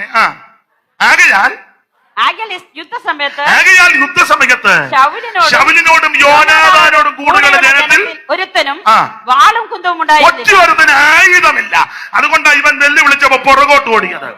യാക്കോബ് പറഞ്ഞത് എതിർത്ത് നിൽക്ക് എന്നാൽ അവൻ നിങ്ങളെ വിട്ടോടും. പക്ഷെ ഇവൻ എതിർത്ത് വന്നപ്പോൾ ഇവരെല്ലാം പുറകോട്ട് ഓടി. ഓടാൻ കാര്യം ഒറ്റയൊരുത്തന്റെ കയ്യിൽ ആയുധമില്ല.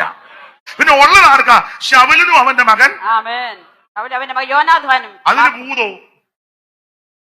മിടുക്കന്മാർക്ക് ആർക്കും ആയുധമല്ല, ഉള്ളവന് ഭൂതവും. എന്നാ അവന് ഭൂതമാ, അവന്റെ ആയുധം വാങ്ങാന്ന് വെച്ചപ്പോ ആയുധത്തിനും കുഴപ്പമാ.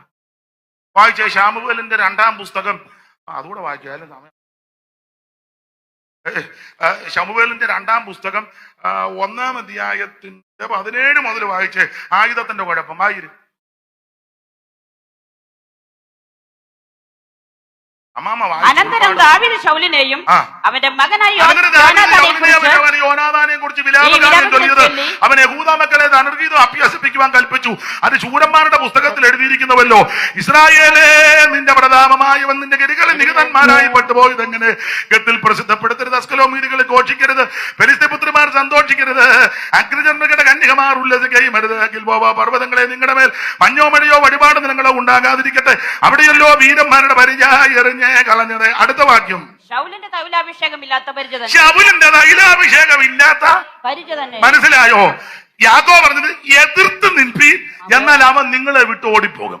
പക്ഷെ ഇവൻ എതിർത്ത് വന്നപ്പോൾ ഇവരെല്ലാം പുറകോട്ട് പോയി. എതിർക്കാൻ കാര്യം ഇവൻ മന്ത്രം ചൊല്ലി നാമം ചൊല്ലിയാ കയറി വന്നത്. കയറി വന്നപ്പം വീരന്മാര് ശൂരന്മാര് പുറകോട്ട് ഓടാൻ കാര്യം ഒറ്റയൊരുത്തന്റെ കയ്യിൽ ആയുധമില്ല. ഉള്ളത് ശൗലിനും മകൻ യോനാഥാൻ. അവന് ഭൂതവും. എന്നാൽ അവന് ഭൂതമാ. അവന്റെ ആയുധം വാങ്ങാന്ന് വെച്ചപ്പോ എഴുതിയിരിക്കുക അഭിഷേകമില്ലാത്ത പരിച. എന്നെ കേൾക്കുന്ന പ്രിയരെ, ഇവിടെ കാശും പ്രതാപവും വണ്ടിയും മത്തും ഏക്കറും എസ്റ്റേറ്റും കിട്ടിയില്ലെങ്കിൽ കിട്ടുന്നെങ്കിൽ മേടിച്ചോ. പക്ഷേ നിന്റെ അഭിഷേകം പോകരുത്. നിന്റെ മേൽ ദൈവം ഒരു അഭിഷേകം പകർന്നിട്ടുണ്ട്. നിന്റെ മേൽ ദൈവം ഒരു അഭിഷേകം തന്നിട്ടുണ്ട്. അഭിഷേകം ചോർന്നു പോകരുത്. അഭിഷേകത്തിന്റെ ശക്തിയിൽ അവനിവൻ നിറഞ്ഞു. എന്തിനേറെ ഞാൻ വിവരിക്കുന്നില്ല. ദൈവത്തിന് മകത്ത് ഈ തരുണത്തിൽ ആ ദാവീദ് വന്ന് അവൻ സഞ്ചിക്കകത്ത് കൈയിട്ട് കല്ലെടുത്ത് കവണയിൽ വെച്ച് വീശി അവന്റെ നെറ്റിക്കിട്ട് ഉന്നം പിടിച്ച് ഒറ്റ ഏറുകൊണ്ട് അവൻ കണ്ണിൽ കവിണ് വീണപ്പോൾ താഴോട്ട് പിന്നെ വായിച്ചോ ഓടിച്ചെന്ന് എന്റെ ഭാഷ പറഞ്ഞ് അവന്റെ നെഞ്ചത്ത് കയറി അവന്റെ ഉറയുന്ന അവന്റെ വാളൂരി അവന്റെ പെടലി വെട്ടി. ദാവീദ് ഫെലിസ്ത്യന്റെ പെടലിയായിട്ട് വരിക. ഇതിന്റെ ആത്മീയ അർത്ഥം പറയാ, ഇതാണ് കാൽവരിയിൽ നടന്നത്. 40 ദിവസമായി ഈ മന്ത്രവാദവും ആഭിചാരോ തന്ത്രങ്ങളും വെല്ലുവിളിയും മരണത്തിന്റെ ഭീഷണി മുടക്കി ഒരുവൻ നിന്നപ്പോൾ ഇതാ ഒരു സുനേത്രനും അവിടെ നിറമുള്ളവരുമാകുന്ന ദാവീദ് വന്ന് മരണത്തിന്റെ അധികാരിയാകുന്ന പിശാചിനെ അവന്റെ ആയുധം ഊരിയെടുത്ത് അവന്റെ പെടലി വെട്ടി ജയഭേരി മുടക്കി. ഇതാണ് കാൽവറിയിൽ നടന്നത്. മരണത്തിന്റെ അധികാരിയാകുന്ന പിശാചിനെ തന്റെ മരണത്താൽ കാൽവറിയിൽ വെച്ച് പരാജയപ്പെടുത്തി മരണഭീതികളിൽ അടിമപ്പെട്ട് കിടന്ന് എന്നെയും നിന്നെയും യേശു രക്ഷിച്ചു. ഇന്ന് രാത്രി രക്ഷിക്കുന്ന ദൈവം, വിടുവിക്കുന്ന ദൈവം, സൗഖ്യമാക്കുന്ന ദൈവം, ഉദ്ധരിക്കുന്ന ദൈവം, നമ്മെ ആദരിക്കുന്ന ദൈവം. അല്പസമയങ്ങൾ ദൈവത്തിന് മഹത്വം കൊടുക്ക.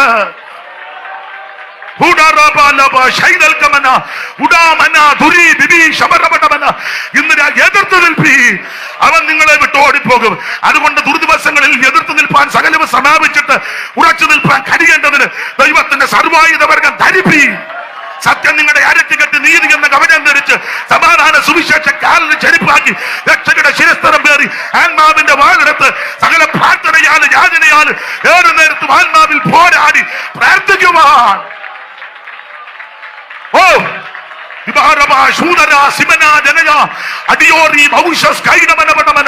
അല്പസമയങ്ങൾ ദൈവത്തിന് മഹത്വം കൊടുക്കുക.